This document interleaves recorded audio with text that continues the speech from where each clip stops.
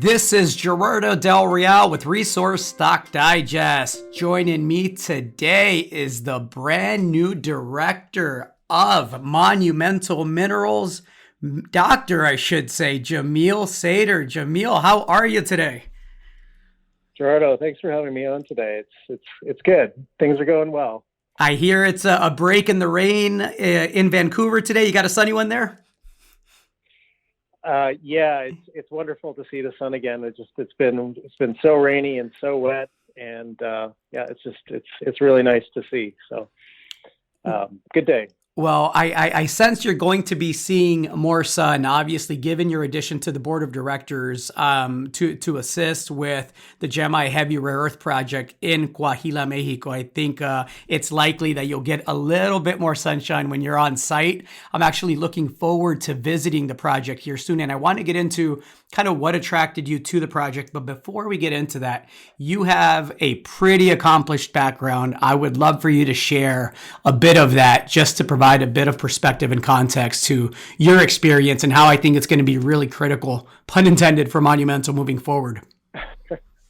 Sure. So I'm based out of Vancouver, and I do have a lot of experience in several different facets of the minerals industry, as you've seen there.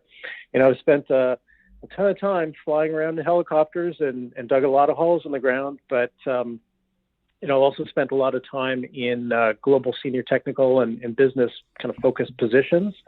Those positions with MMG Resources and Anglo American, mainly on the discovery side, and then also with a mining services provider, which is a minerals laboratory, so Pure Veritas Minerals.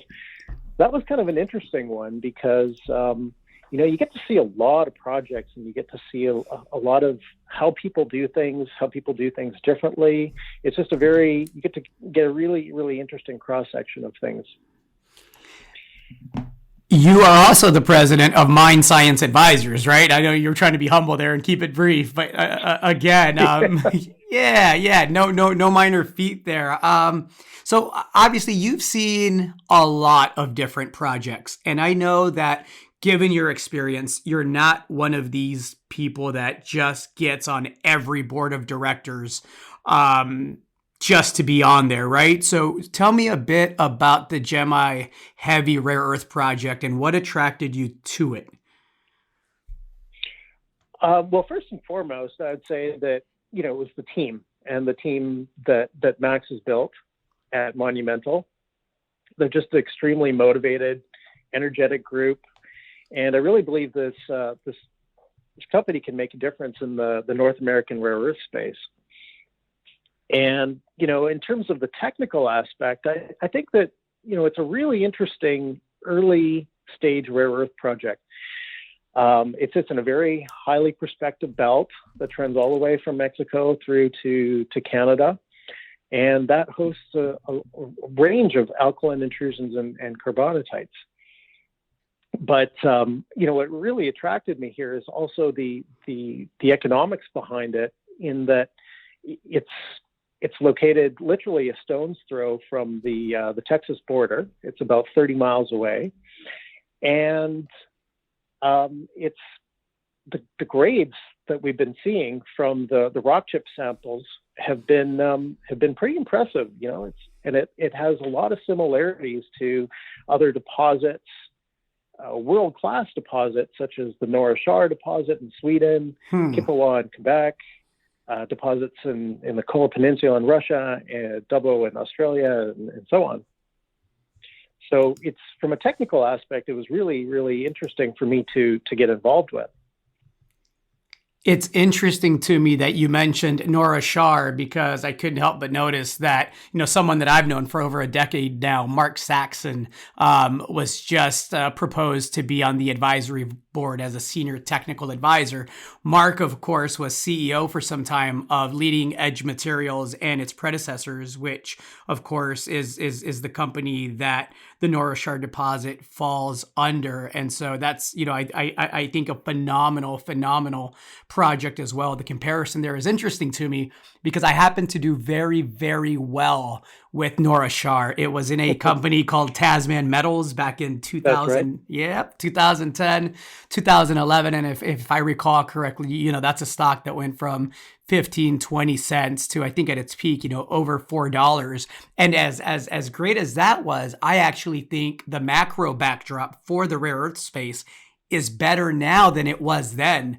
You've seen the cycles. What's your take on the global situation as it relates to rare earths? Well, that's a really good question. And in the past, when we thought about rare earths, and when companies discussed rare earths, they discussed heavy and light rare earths together. But I really think that the goalposts have shifted somewhat. The markets developed, evolved, and now the main focus is magnetic rare earths.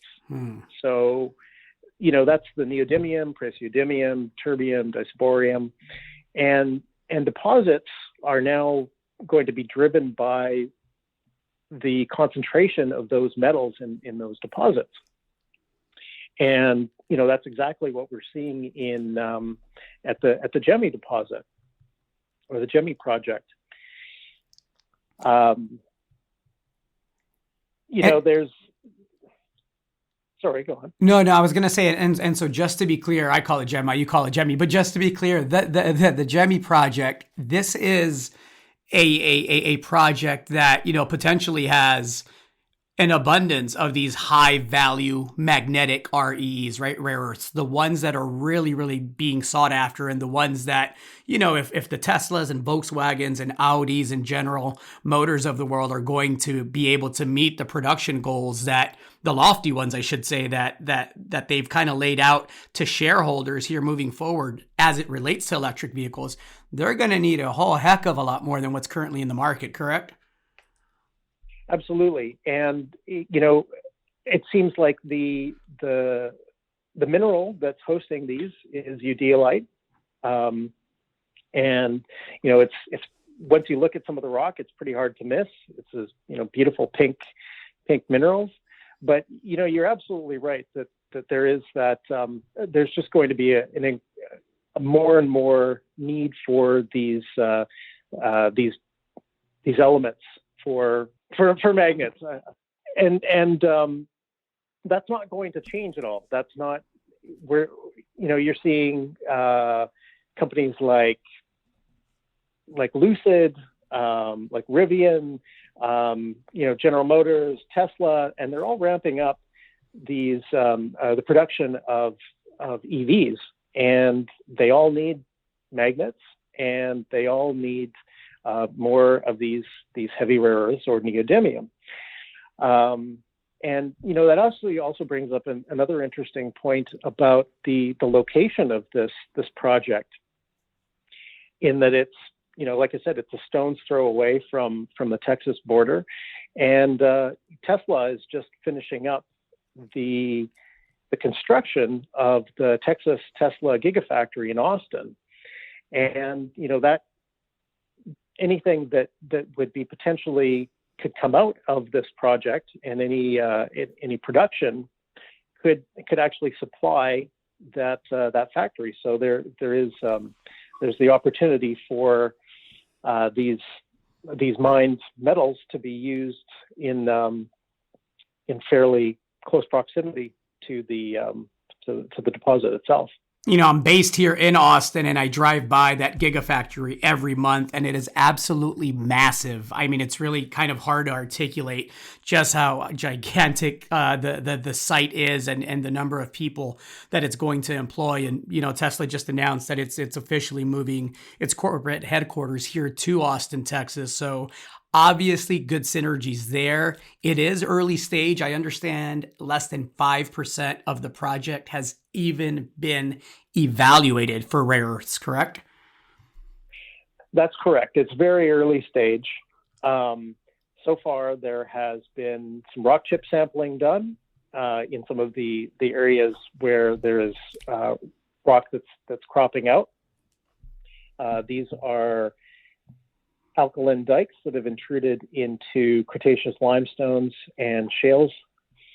But I think one of the big upsides here is that a lot of the property is covered, and so there's still an opportunity to find something that's undercover.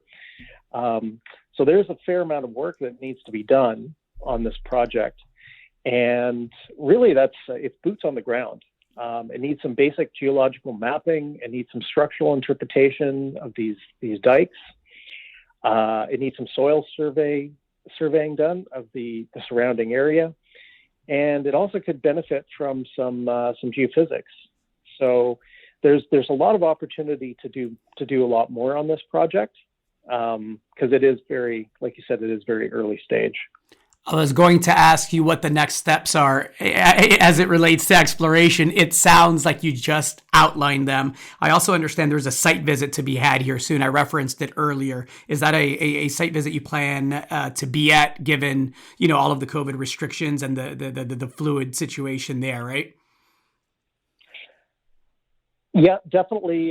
COVID throws a wrench into things, but I fully intend on being there for that site visit. I'm really looking forward to seeing some of those rocks and to get a better handle on what we can do going forward. I am hoping to make that visit. It would be great to meet in person. Again, I suspect you'll get a bit more sunshine out of Mexico than you do Vancouver. I want to thank you so much for your time, Jamil. It's been absolutely great. And I'm looking forward to following back up after the site visit and get your take on the property once you have a better opportunity to evaluate it. Thank you so much. Well, thank you very much, too. I really appreciate your time, Gerardo. All right. We'll chat soon. All right. Thank you.